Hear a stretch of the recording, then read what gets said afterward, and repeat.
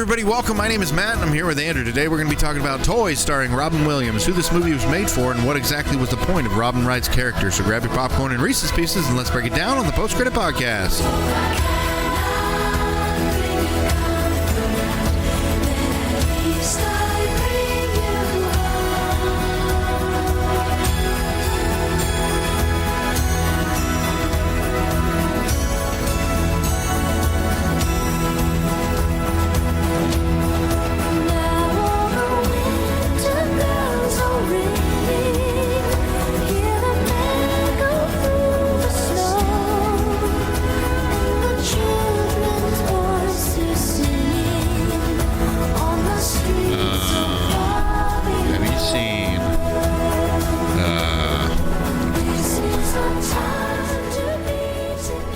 Have you seen Good Morning Vietnam?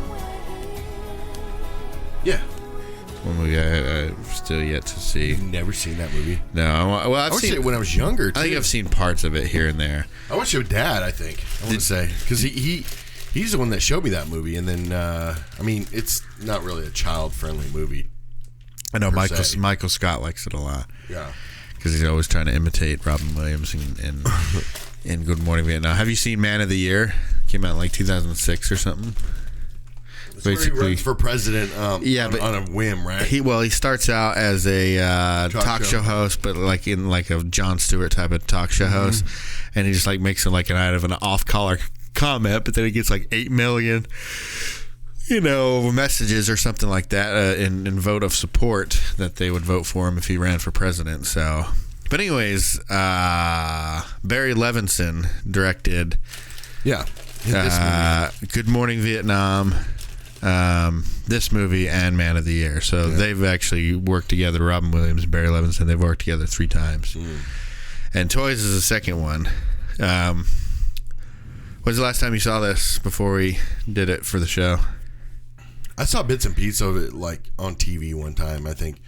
A couple really? times here I don't think I've ever seen this on TV. Yeah, it was a while ago, but I mean, to actually watch the movie full on, it's been a while. And there's one scene in the whole entire movie that I always remember, to a point, and it's when the sister gets her head cut off.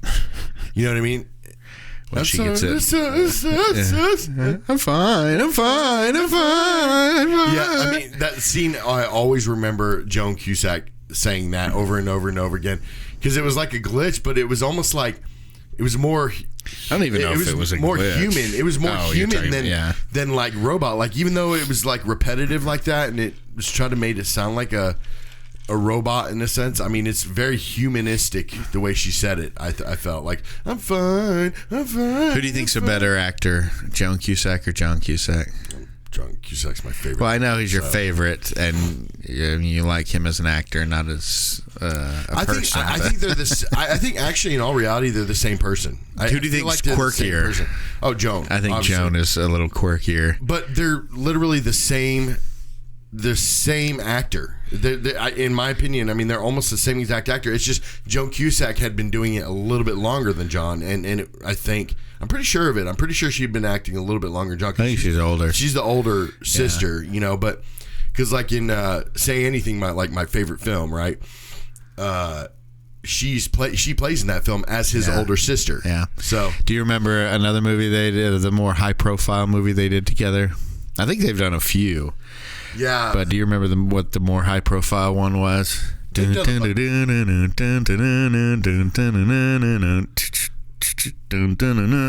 brain fart right now. I know what you're saying. It's one of those songs for the movie. Yeah. Gross Point Blank. Yes. Yeah, he was the hitman. Dan Aykroyd. Yeah, and she was the little secretary person that would mini driver. book right? his, but his sister Joan, she played the one that was in his office, booking his jobs for him and stuff. And she kept recommending that he find somebody to go retire and stop being a hitman and everything. But yeah. Yeah, those were good together. They're both very quirky and weird, and I think she was probably a perfect fit for this role because she's so quirky and weird. At that time period, because, I mean, like, she's always like that, but then she does play some serious roles, too. But, she was classic. I mean, this is a long time ago. This is 92, I mean, this is a, easily almost a 30-year-old picture, and this picture, I would love to see the budget. Do you have the budget on this picture? I think so. It might have to be something that I look up. It's probably pretty horrible, because if you watch the very beginning where I think it was a lot, but I don't think it made a lot off of it, but I think it still made like 18 or something like that. Yeah, but if you watch the beginning where his dad gets taken out with the ambulance, ambulance is backwards. Well, that's how they're supposed to be, though. I know, on camera, but this is supposed to be a movie, where you kind of, don't know, it's the right way. You know what I mean? It's flipped. You know what I'm saying? Like when you're watching a movie, it's supposed to be kind of like a first person viewing of it. You know what I mean? Like you're actually in the movie. Well, the point of it being backwards is so when you're driving, you can see it in your rearview mirror. It's spelled right. That's is that what it was for? All ambulances have it. I didn't know that. Yeah, and just because I worked in the medical field, that's how I found out. But yeah, I say all, but quite a few of them do. On the front part where it says ambulance, it's spelled backwards so that the people driving in front. That makes sense now. When you see it, you can't say, "Well, I didn't know what it was," because it's spelled backwards. I kind of feel like an idiot now because I said that. But we can cut this out. But the funny thing is my wife is the one that actually brought it up. She's like, "Wow, that's bad. I mean, it's backwards." I'm like, "Oh yeah," and I blame it on your wife, man. I know. I'll cut it up so we can just blame it on her. Yeah, go for it. But no, it's just weird because I did not know that, but that makes total sense now. Now I think about it, but. I just saw it at the beginning, and who played his father? By the way, it's $23 million was the box office, but it was a $50 million budget, so it made less than half of its budget. And because some of that CG work was pretty. Some of it was pretty good. The practical, I don't even know if they had CG work now. Well, no. If you saw the house, where the house unfolded, yeah, a little pop-up house, a little storybook. But that's CG. Obviously, yeah, well, it's not. Well, I mean, they could have done practical though. Because that could have been that a room sound moving stage. In, that was probably practical. It's. I don't know. It's this thing, obviously this movie has gotten a lot of flack over the years. A lot of people call it Robin Williams' worst movie. And same thing with Barry Levinson because, he was a very prolific actor or director. He did Good Morning Vietnam. He did Rain Man. I think Robin Williams' worst movie has got to be that 1 hour photo. 1 hour photo. Yeah, like 1 hour photo. It was just weird. Yeah, he plays a good creepy person. Yeah, and Insomnia. You just can't see it. I mean, I have a hard time seeing Robin Williams in a role like that. Yeah.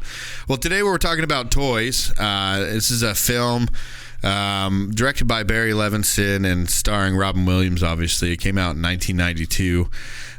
It's also starring a few people that gained more success, I think, after this movie than before it. I would say so. Michael Gambon, he was pretty steady actor and everything, but I think now he'll forever be known as Dumbledore 2.0. Obviously Richard Harris played the first Dumbledore, which I think is more book accurate. R.I.P.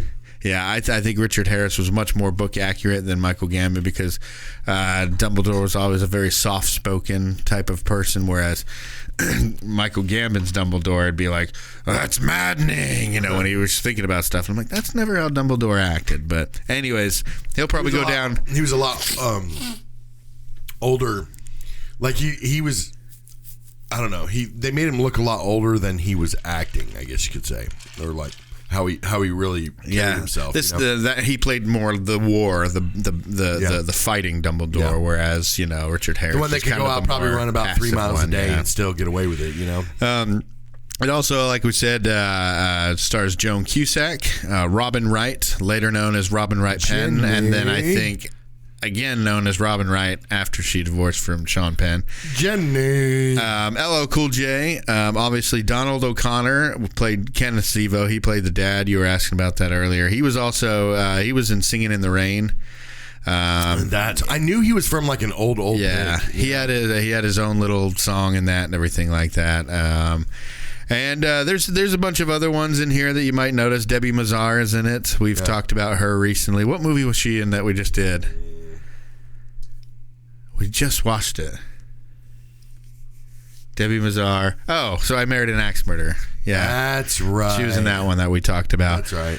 Also, Jamie Foxx in his feature film debut. He'd go on to later play Electro. I mean, Ray. You know, I don't know which one he would want on his resume, but probably Ray. I'm going to have to say. Or maybe Miami Vice. With Miami Vice. Yeah, remember where he was with... With Colin Farrell. Colin Farrell, that's right. They played... what were their names on Miami Vice? Stubbs and... I can't remember. The only reason I know names, or half know names, is because of Psych. I know. Whenever they got their lockers, and Sean made Gus be the black dude. He's like, why I got to be that one? But anyways, this Don Johnson, right? Yeah. Good old Don Johnson. Well, this movie came out in 1992, and it came out in between Hook, which came out in 1991, and Mrs. Doubtfire, which was, I believe, either 93 or 94. But, this was in the middle of Robin Williams, huge stardom in the 90s.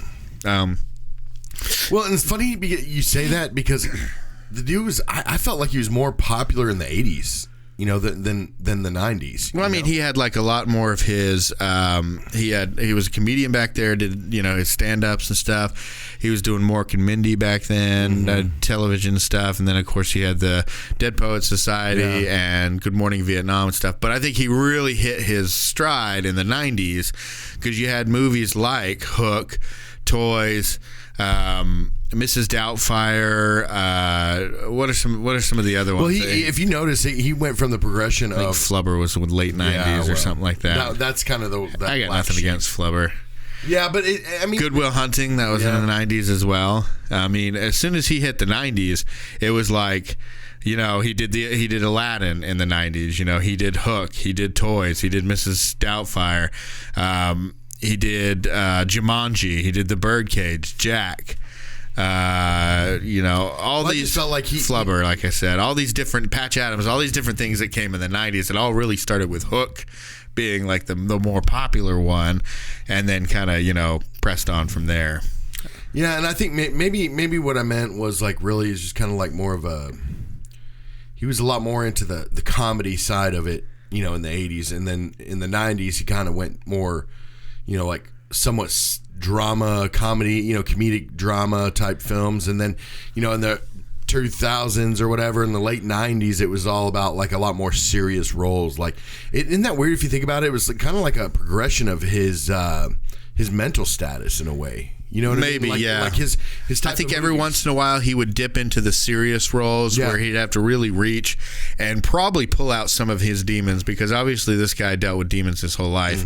But he had to really pull some of those out for his dramatic roles because he was so convincing in them. Yeah. And like you said, it's like that. It's like his personality. Every once in a while he'd have to dive into that dark place. And maybe it was a way that, because you're like, this guy is comedy gold, why did he doesn't need to do serious things, but one, he might have just enjoyed doing serious films, and two, it might have helped him work out some of his demons. Yeah, but I mean, if you do notice, kind of, it just seems like the progression of his mental status was, back in the 70s, it was just all laughs and funny, Well, and then, all laughs and funny and cocaine. Yeah, but that's what I'm saying. It's just, you get through the 80s like that, and then you hit the, the 90s, and he's got a little bit more drama, comedy type stuff. And some more cocaine. Yeah, and then you get to the 2000s, and it's, a little healthier. Yeah. Later on in life, just kind of seems like he's not doing a lot more. I mean, he did that comedy role with Christian Bale, that TV show. Christian Bale or Kristen Bell? Kristen Bell. Oh, the one with John Krasinski and where he had to sign off on their marriage or something like that. That was a different one. Yeah, or no, it was Buffy. It was Buffy. I don't know why I was saying Kristen Bell. You mean Sarah Michelle Gellar. It was him. They were on the show, and he apparently. Like, he went on the show, and like it started really doing good. Like, they only did one. Oh yeah. And then all of a sudden he just drops out. What was that? Oh, I don't know. Like, it was getting like real high praise with him in it and everything else like that. Like, people were like glad to see him back on TV, and then all of a sudden I think he just dropped out of the show. or something, and then the show pretty much got canceled at that point. I'm trying to remember what that show was. What was it? That wasn't Louis. Oh, The Crazy Ones, I think. Is that what it was? Yeah. Maybe. Yeah, I think it's The Craziest, or The Crazy Ones. Is it 2013 to 2014? Yeah, something like that. Yeah, it had Sarah Michelle. And wasn't he her dad or something? He ran an ad agency, and she was his daughter, and she was like a real type A personality type of person. Right. Yeah. But something happened with it, like I think he pulled out of it and just didn't want to do it anymore or something, and then I don't know. But the show was really good because I watched the first episode or something like that. It's apparently he passed away a few months after the show was canceled.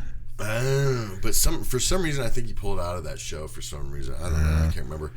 But yeah. So I just see with his mental status. I mean, he was one of the greats. I mean, he is one of the greats. He is one of the greats. And here we are talking about one of his least liked and least celebrated movies, Toys. But I think it just hit hard with us. Yeah, because I mean, we watched this, when we were younger and stuff. But I didn't realize it until watching it again recently that it's very dark. Very dark, and there's a lot more. There's a lot more to the whole war theme than I remembered there being as a kid. As a kid, it was just like, oh well, this guy wants to come in and make war toys or whatever, and then he gets a little crazy about it. But I mean, it's like this whole plan to turn kids into the soldiers, into the pilots that are actually going to be doing these missions. So that I thought that was pretty interesting. This movie, it came out sometime in December in 1991. Yeah. Was it 91 or 93? It came out in 92. 92. Yeah. I don't know why I said 93. But yeah, so it came out in December of 1992. So it was coming out of Christmas. It was a movie called Toys, and it was in between Hook, or it was just after he had done Hook and, all that kind of stuff. So, these people, I think audiences had a different idea of what it was going to be. Yeah. It was this movie, and it wasn't, I think in the marketing of the trailers and stuff, there was none of the war stuff in there. Yeah. It was all about, like, the crazy antics in the factory and all the fun toys and the production. The production design of this is just out of this world. And I'm not saying, it's out of this world, but it's not so much. I feel like it's not so much good out of this world. Like some of it's bad. Like I think they throw in a lot of colors and latex and stuff, but it's still kind of weird. On I don't know. It just gave me a creepy feel about it. Yeah, the way I feel about this movie is there you have to suspend disbelief anytime you ever watch a movie, right? Yeah. You're always knowing you're always watching actors, and even if it's very realistic performances, you still know that. These big realistic performances or monologues or whatever, that kind of stuff doesn't happen in real life. We fumble with our words. We, all that kind of, it's just, you have to suspend your disbelief, to a point. But now you have the movies where you only have to suspend it for just a little bit because it's not too outlandish. It's more real worldy type thing. This is on the other side of the spectrum. It's like, you have this is like another world. This almost takes place in a different world, right? Where you have houses that open up like pop-up books and stuff like that. It's almost like this is a storybook come to life. It's very fantastical and whimsical, and it would be like if you jumped into a storybook about this, because where does this even take place? Is this in like Nebraska or Kansas or something? It looks like Nebraska huge with all fields, the fields and all that. But it's one of these things where it's not set in our world. No, it's really set not. in a very exaggerated version of our world. Well, the only outer aspect that you get is his military service and his military uniform or whatnot, and then where also you get to go out and see the arcade in town apparently. Yeah, and I was like, suddenly this town come out of nowhere. That kind of took me out of it because I don't remember them going to the arcade. I kind of did as soon as I saw it, But I was like, oh yeah, I guess they go to. But I was like, it kind of takes you out of it because you feel like you want to stay in those fields because it's like that, like I said, that fantastical world or whatever. But then it's kind of like it cuts and it's real jarring because you're like back in the real world watching these. They're trying to go incognito and they're dressed in like fishermen's get up and everything. Yeah. And I don't know. It's just all. It's a very strange movie. It is. Apparently, it was like a passion project of Barry Levinson's which for took like him 10 years. Yeah, it was like 8 or 12 or something like that. Yeah, but I mean, 10 months to film. So yeah, so he had this idea, and I mean the themes are obvious in it. It's very anti-war and everything, but a lot of things. But it's very familiar too. It's basically this is the precursor to drone warfare. Oh, I know. I brought that up, and me and my wife were watching this, and I look at her and I said, when he starts talking about, when I almost said Gandalf, Dumbledore, get it right. Dumbledore starts talking about it, how they're going to get planes that basically work by remote control. This has already been before this movie had aired. They've already been doing this for 10 years or something. Well, I don't know if they were already had planes and tanks and stuff that were run basically by remote control. And then when they were saying it, I was like, they already have drones, right? But I mean, exactly I think this was precursor. I think this is supposed to be more like, okay, so the drones are controlled in a video game style format, right? So like that kids can control and it. People don't, and these kids don't know that they're actually killing people. So that was the issue, I think, is that we've had remote controlled things for a while, but this is like more you got computer controls now, and you got kids that can be back here in the safety of their home, and they're wiping people out overseas and everything. Before we get too ahead of ourselves, the plot basically is the Zivo, the father of Robin Williams' character Leslie and Joan Cusack's character Anastasia. I forgot how to say her name. How do you say her name? Anastasia. No, Alsatia is how you say it. But anyways, their dad, the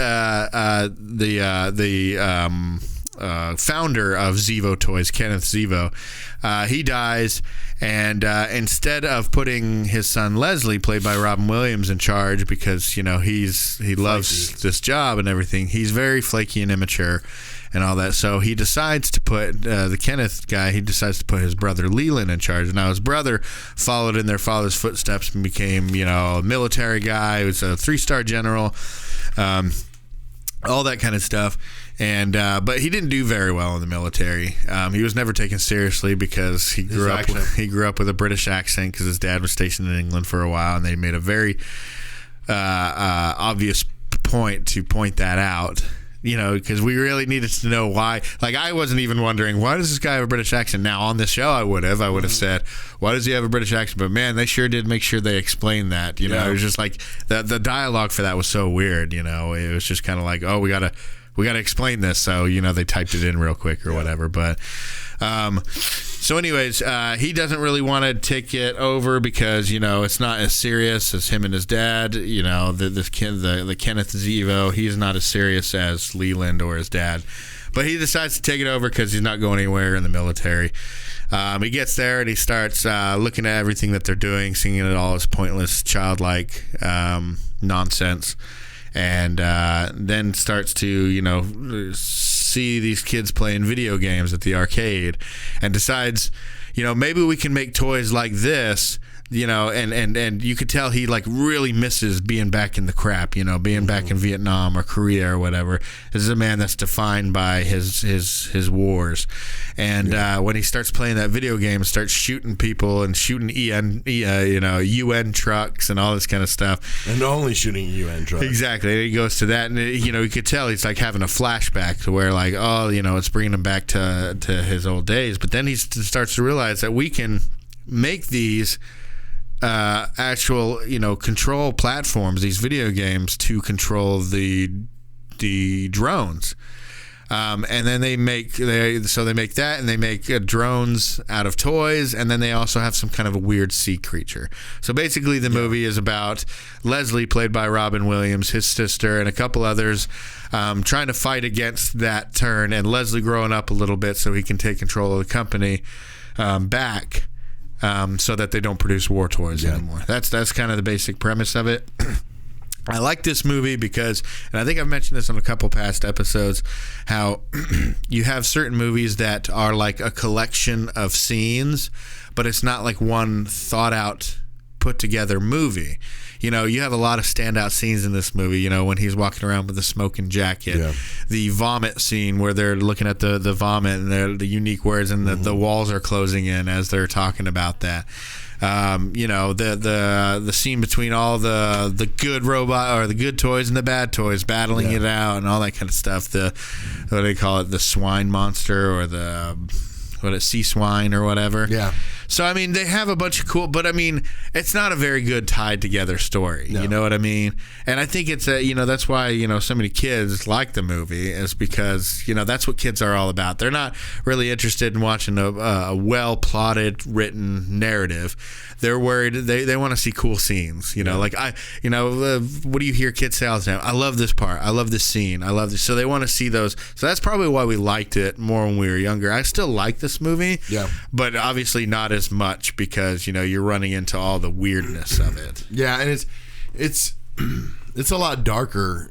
Like I said at the beginning, it's like a lot darker than you expect for a movie like this and a movie with Robin Williams in it. You know, I mean, it's just there's a lot of foreshadowing. You know, and you know him saying I need more room, and then you know you get Cool J coming in as being his son, and he's basically all about military service, but it seems like he's all about it because he's just trying to impress his father. Yeah. You know?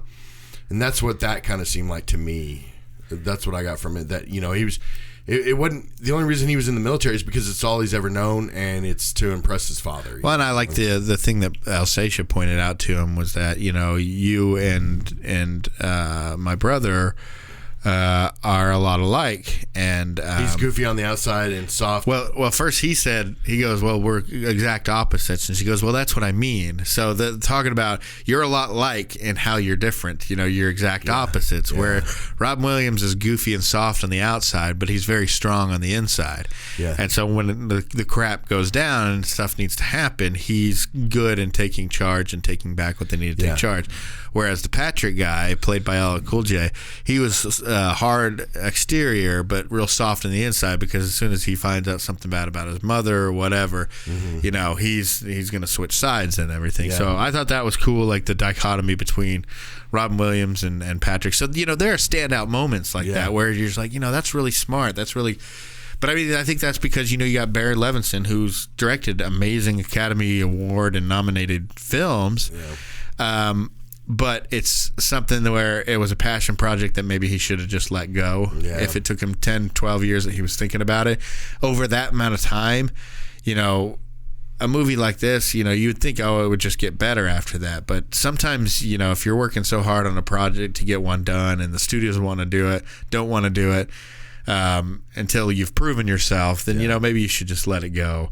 Well, you know, the thing is you got that director and then you had, you know, Robin Williams.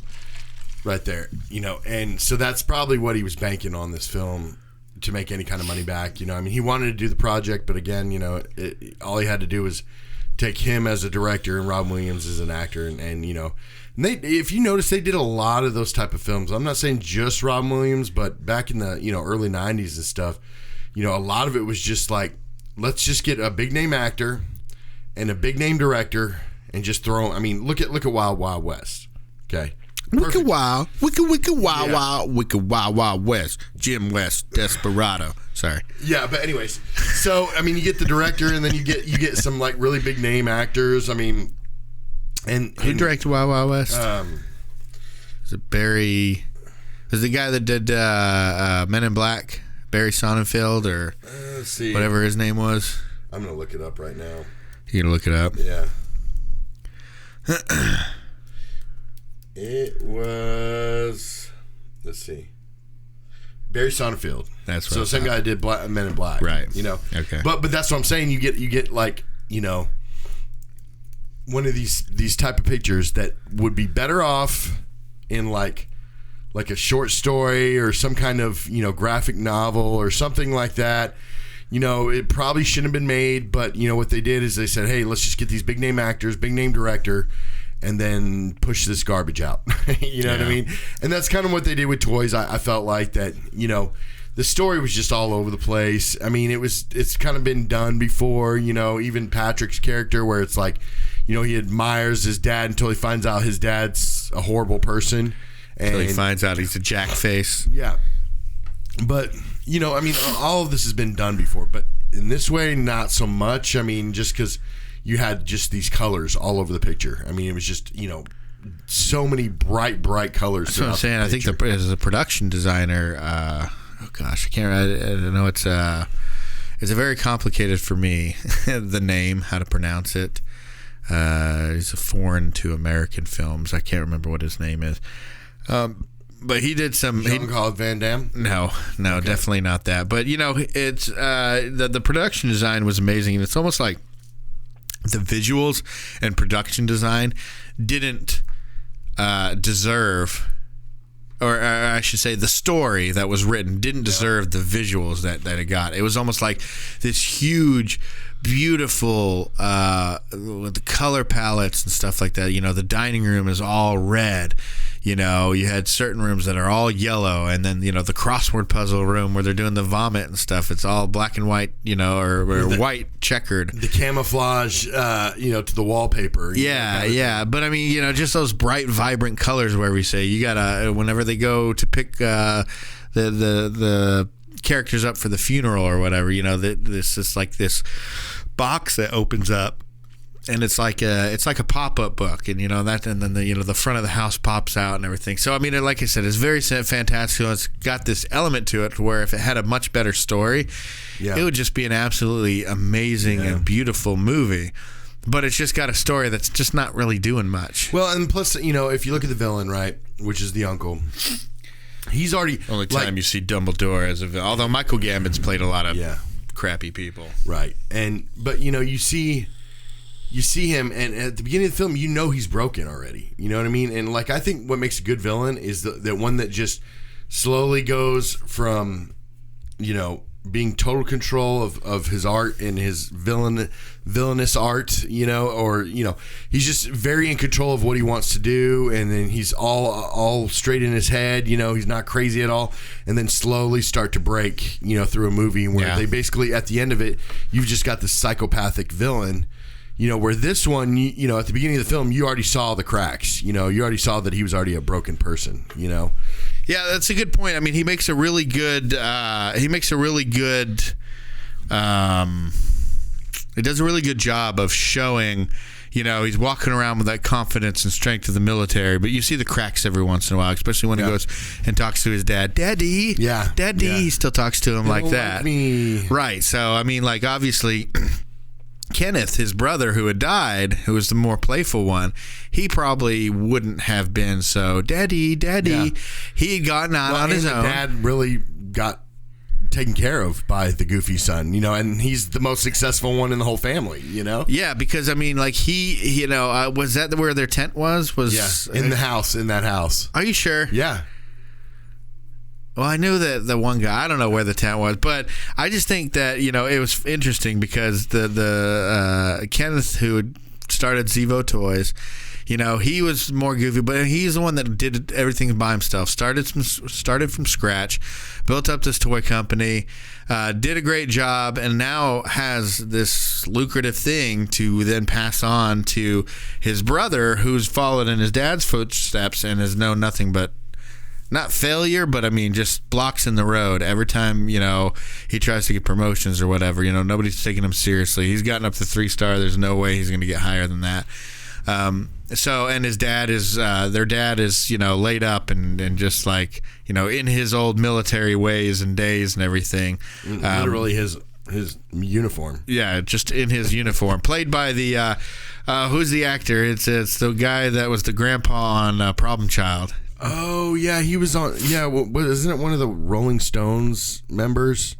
The Rolling Stones members? Yeah, 6 years ago. Because these guys are what people in Rolling Stones are 150 still, 106 years old. I think so. Jack Warden is the guy that is it. Jack Warden is the guy that he was in 12 Angry Men, Bullets Over Broadway, he, and more recently or whatever, While You Were Sleeping and Problem Child and this movie and everything. But he always played the Remember him in Problem Child? I do. He was like more of the curmudgeonly guy, but he eventually will come around type of person or whatever. But it's just one of those things where it was interesting that, he's all walking around like military and looks down on the other kid.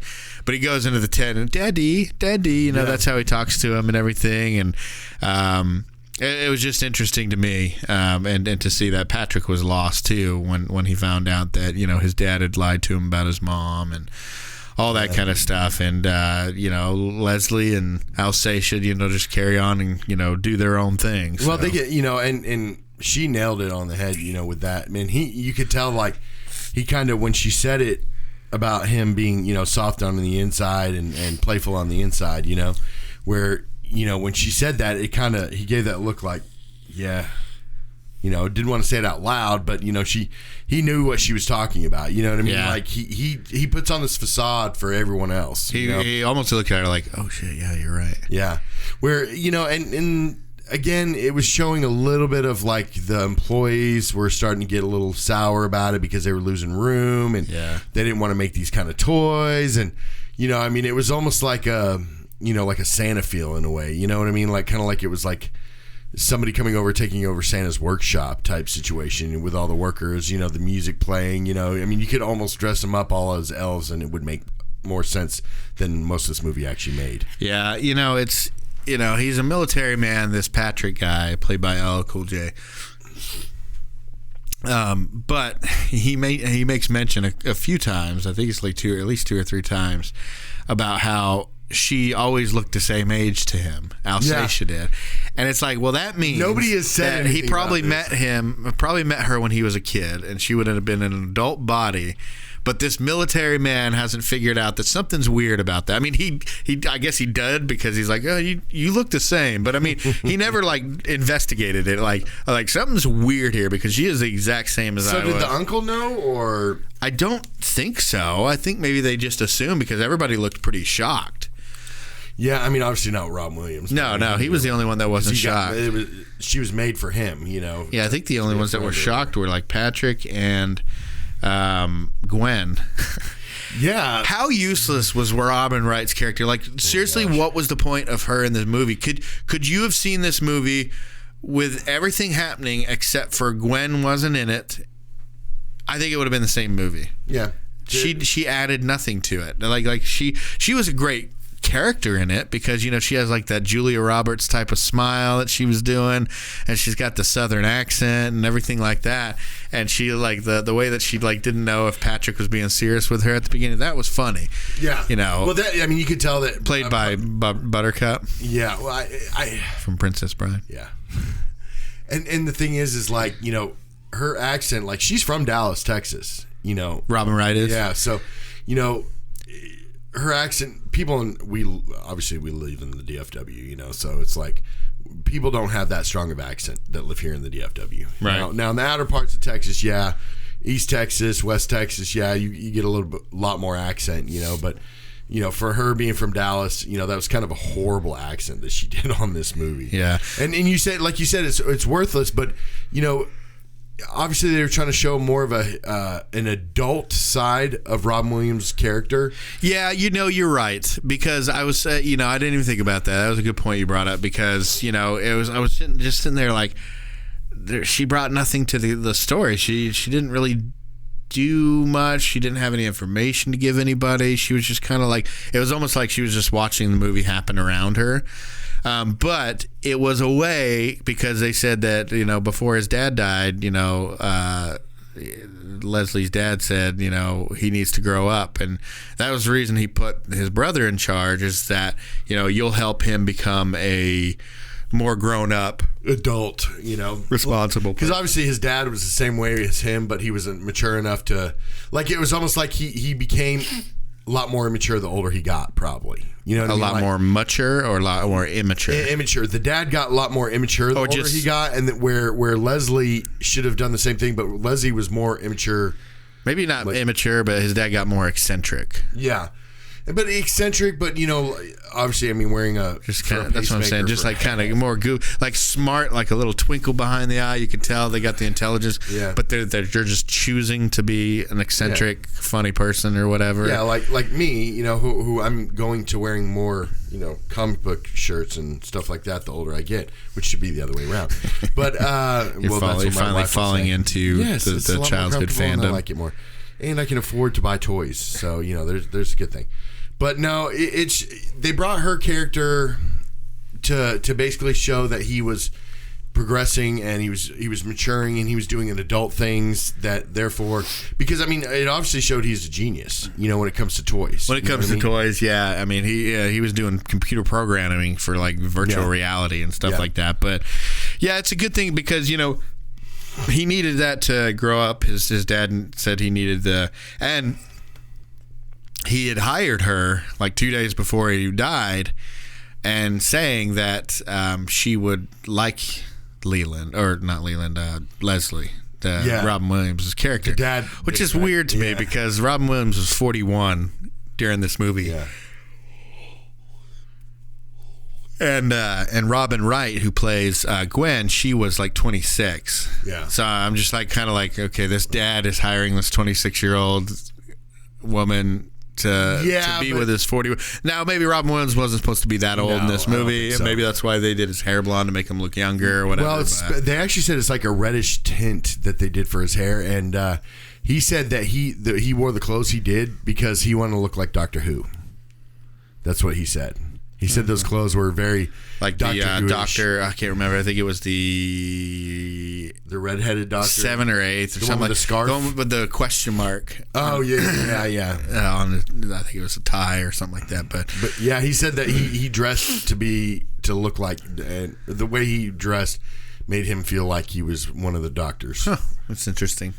But it's.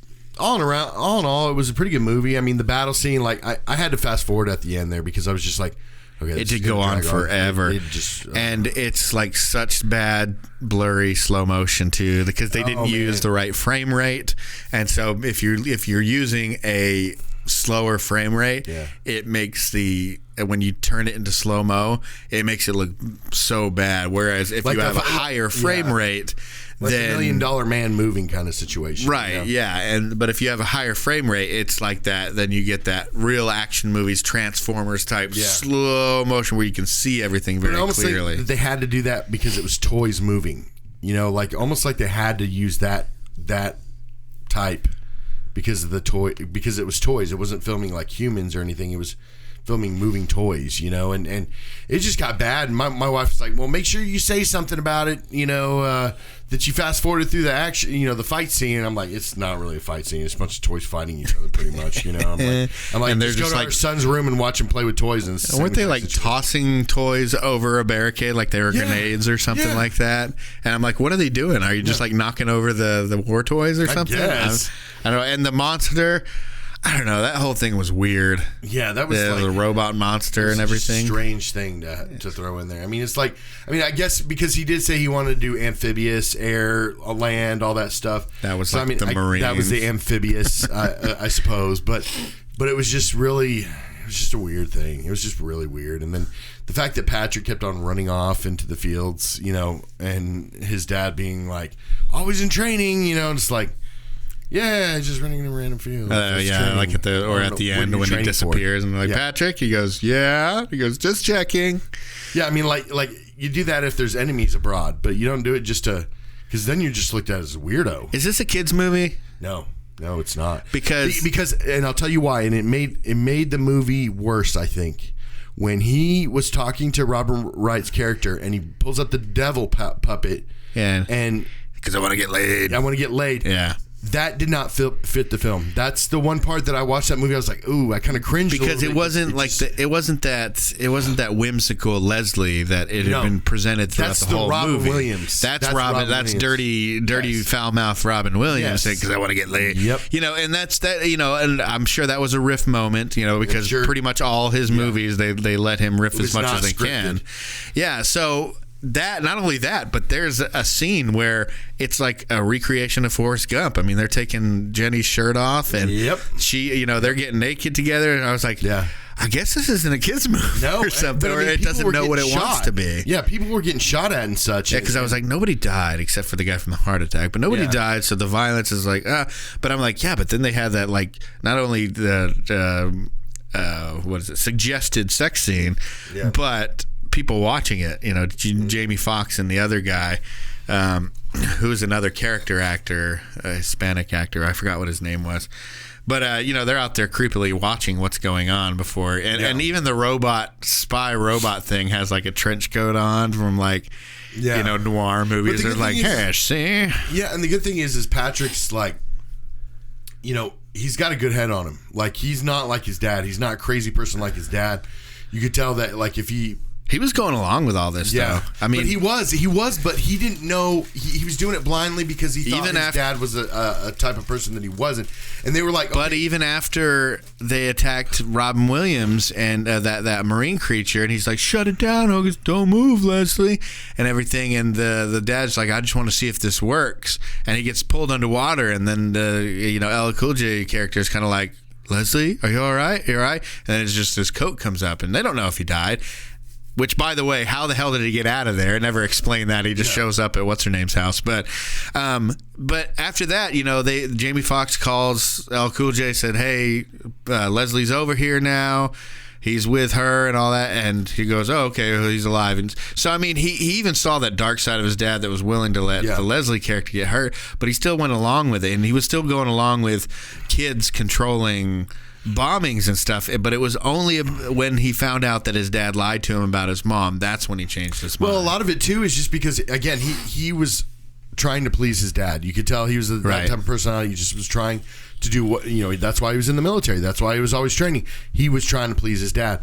Going along with this, it was kind of blinded in a way. He was kind of brainwashed by his own father, and so to believe a certain way. Yeah. And so I think that a lot of that's where a lot of it was, where he was looking at it like, oh, that creature's not going to hurt him. Oh, it's not going to really hurt him, or this and that, or, we're making these weapons. It's going to save lives. If we got some kids driving these things, oh, well, it's still nobody's dying, that kind of thing. He was justifying it in a lot of ways, but the whole mother situation and, everything else, he just kind of, I think deep down he was a morally good person, Yeah. It's so hard to pin this movie. You can't call it an adult movie because adults roll their eyes at some of this stuff. And you can't call it a kid's movie because there's a bit too much, adult themes. A bit of adult content with the whole taking off the shirts and stuff, but more just like adult themes that I think just kind of go over kids' heads or whatever. So it's kind of like this weird movie that you have to watch when you're younger because you get to see toys fighting, you get to see a warehouse, you get to see some cool stuff like the toys being made and vomit and you know what it reminds me of which one something soldier, the one with the toys, small soldiers, where you're like, okay, is that a kid movie? But it's not really a kid. It kind of is. Yeah, it kind of is. I mean, it's more so than toys, but at the same time, it's still a little bit more violent than. Yeah. I mean, and that's just how we think nowadays. Because back then we were just like, oh, because violence is so.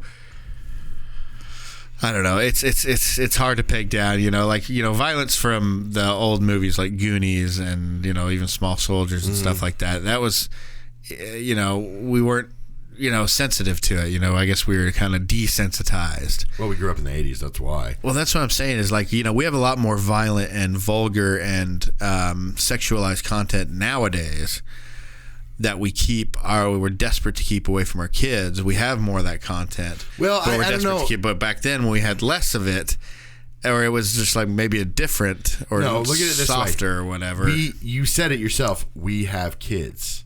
That's why it's changed. For us back then, we didn't have kids, so it wasn't like we were paying attention, I don't think. Where now, because we have kids, we're paying attention. Yeah, because like when you watch a movie with your parents or whatever, and then you're just like, that there's an awkward scene in it, and you time it just right to go up and get up and go to the bathroom and go to to this day, if I'm watching a movie with our folks, and there's some kind of inappropriate scene I know is coming up, I will time it just right to where I leave the movie about a minute or two before it happens, and I gotta go do something, and I don't come back. Usually I can come back for like 5-10 minutes until after, so it's not like obvious that I left for that reason. But yeah, it's really weird.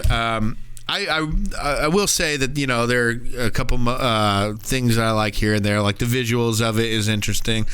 I like when they're going through all the different toy stuff, like through the vomit and the jacket that makes noise that he made. Mm-hmm. He said he was working on it, but, you know, he just made it just to annoy his uncle. You know, and because he even walked out of the office and he's like, "Ooh, I'm a bad boy," you know. So stuff like that. Another thing that I liked was Alsatia, with the foreshadowing that she was a toy. Yeah, you know, she was just a big toy, a robot, whatever. You know, first of all, she's wearing doll clothes throughout the entire thing. Yeah. You know, testing out. She says she's testing out but she's wearing them throughout all. So she's putting, you know, doll clothes on her like a toy. She's got these little plastic wigs that go on her head, so she's like changing those outfits. So she's acting like a toy throughout the movie that you would change out different outfits. But I mean, even she's when also eating a mayonnaise sandwich and an applesauce sandwich. It's something just like bread, you know, just so I think she's got some kind of a system or whatever. But not only that, but like when Robin Williams reads her story at nighttime, her room is like the surrounding room is like clouds and blue sky or fields or something like that.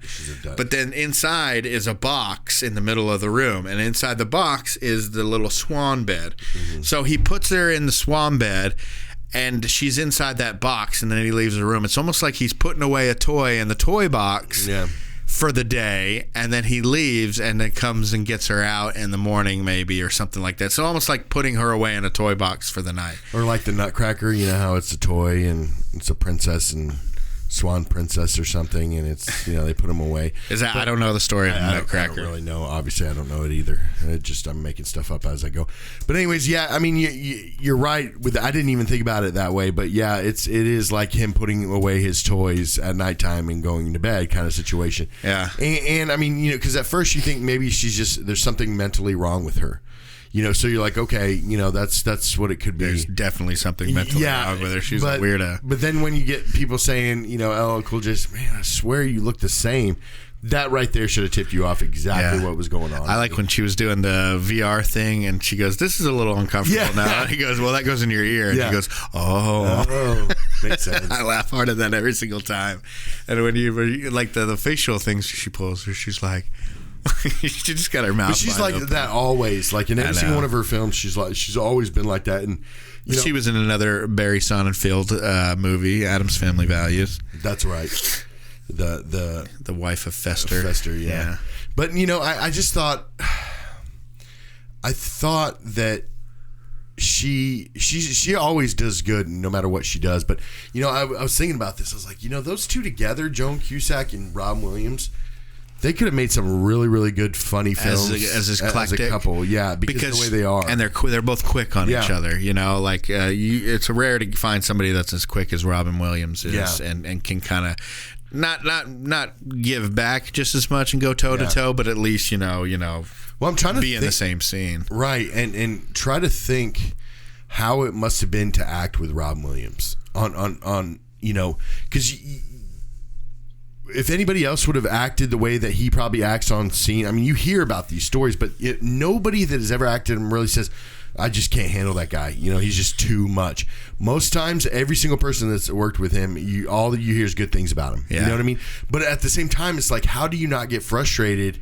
It'd be hard because you're trying to do your lines or whatever, and he's just doing a different thing at a time.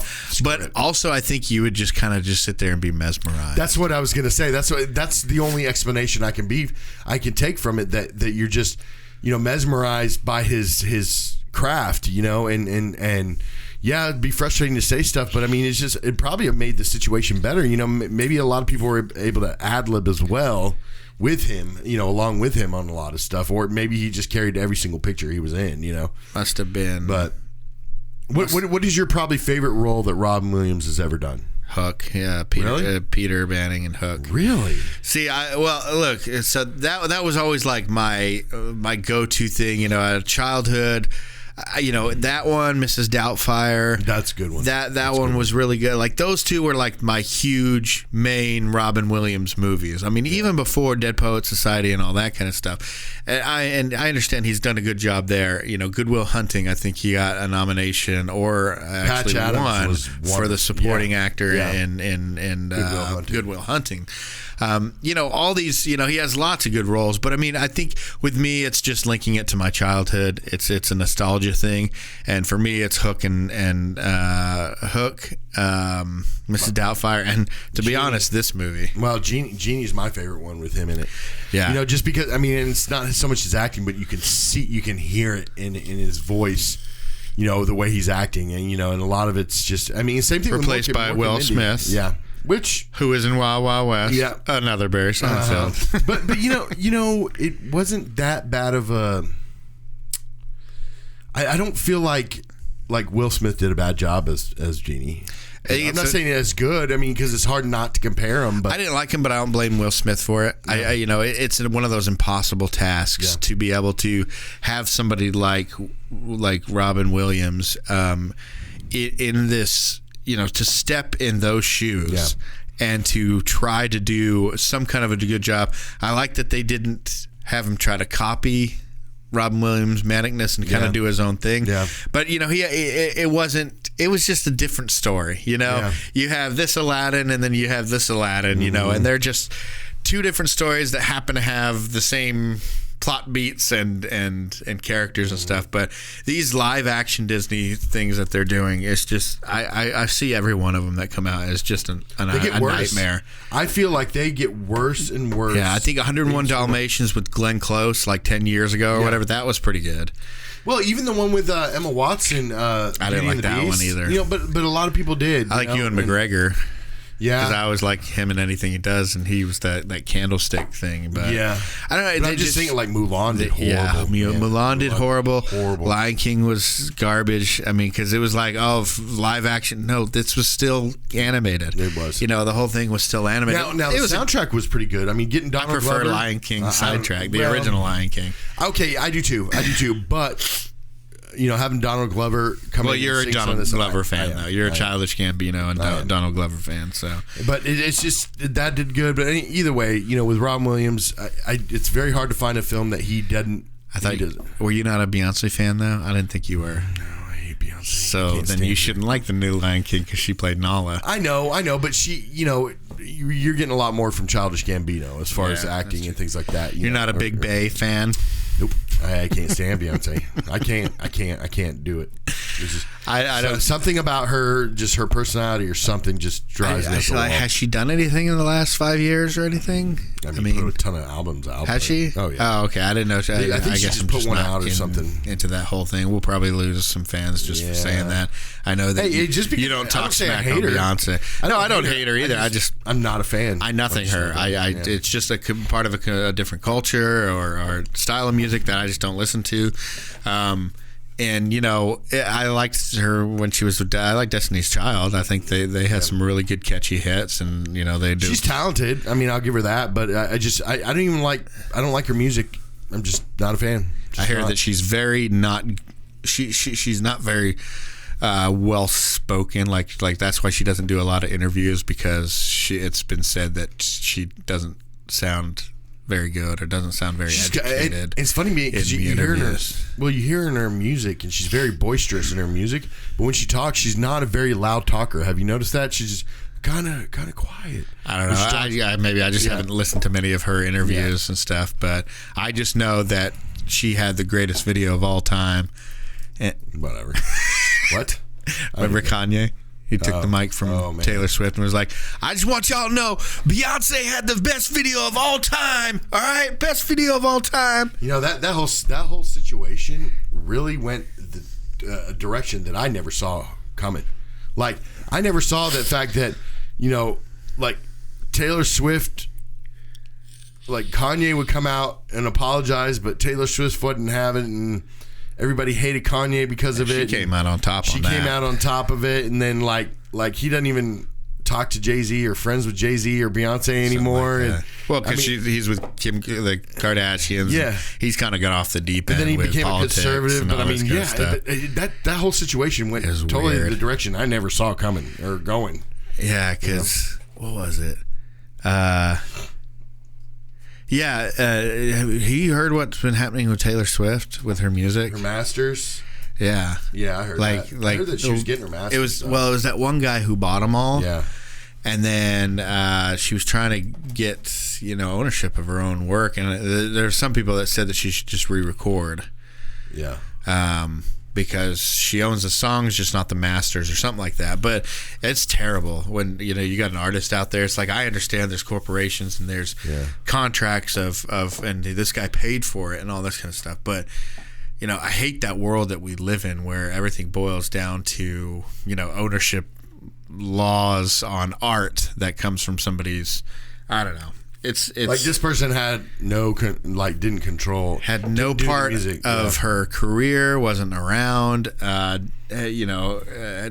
just happened to be in the right. But I think Michael Jackson did the same thing when he bought the Beatles. When he bought all theirs. I think him and McCartney went sideways for a little while because I think McCartney wanted to purchase all those the rights and stuff, and Michael Jackson came and swooped them all up. So I don't know. Yeah. That was a big thing. Get back to this movie real quick. What would you say is your favorite scene, and what would you say is the most iconic scene? My favorite scene, I'm gonna have to say when when Joan Cusack gets her head cut. The robot head gets knocked off, and then I'm fine. Yeah, I think that's the most iconic one because I mean, weird. You say that's your favorite or most iconic? My most iconic, but I think my favorite's the puke scene. I think you're gonna go, oh yeah, when I say what I think is the most iconic scene. So my favorite is like the vomit where the walls are coming in and everything. I think that's really cool. I saw the behind the scenes and you see when some of the walls, that one Asian dude that was in there, he almost got his foot broken from one of the pieces that was coming and pushing in on them. Mm-hmm. That had to have been stressful to act that because you're trying to get the timing of what your lines are just right. And did you notice that was Nancy Cartwright, the one that does the voice of Lisa? You notice that she was in this movie? Yeah. Lisa Simpson. Uh-huh. But anyway, she was in there too, and just to get the timing of all your lines down as to where you're done talking by the time it all ends. I don't know. I just thought it was very unique, and just seeing them push in like that, and you don't even notice it until they've started to come in a bit. Then you're like, oh, these walls are moving now, and everything. But every time I'm like, I'm gonna notice it this time, and then I don't realize what scene I'm in, and suddenly the walls are moving in. I'm like, I missed it again. But anyways, that was good. I like the opening scene with the music. The closing of the year. I think it's a great song. That's why we opened with it. And all I kind of, I just think it's a great song for this song or this movie. Even though it's not really a Christmas movie, opens and closes with the little Christmas play that, for some reason, I guess kids come to the toy factory to put on a Christmas play. Yeah, it's very weird. Confusing. Yeah. But I think the most iconic scene is the music video they do. The Yolanda and Steve. Oh yeah, that was so hilarious. I mean, and the music, it's a good song. Yeah, it's catchy. It's like into the what's the name of the band that does that? Yolanda and Steve. No, but Whip It. Who sings that song? Is it Dexter's? Not Dexter's Midnight Runners or whatever. It's gonna really make it mad that I don't know the song. Whip it good. Devo, that's the one that does it. I don't know. That's kind of reminding me of Dexy's Midnight Runners. Is that the ones that did Come On Eileen? Probably. Okay, I'm getting my 80s bands mixed up.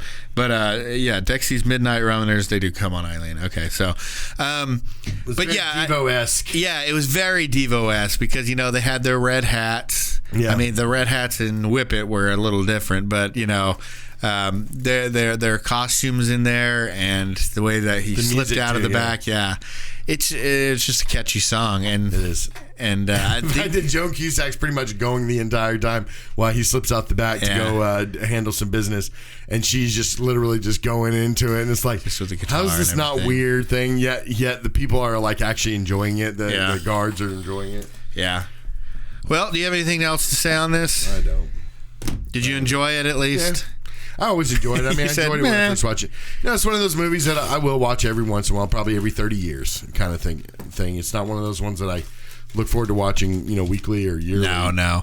I will try to watch this every so often, 2 or 3 Christmases.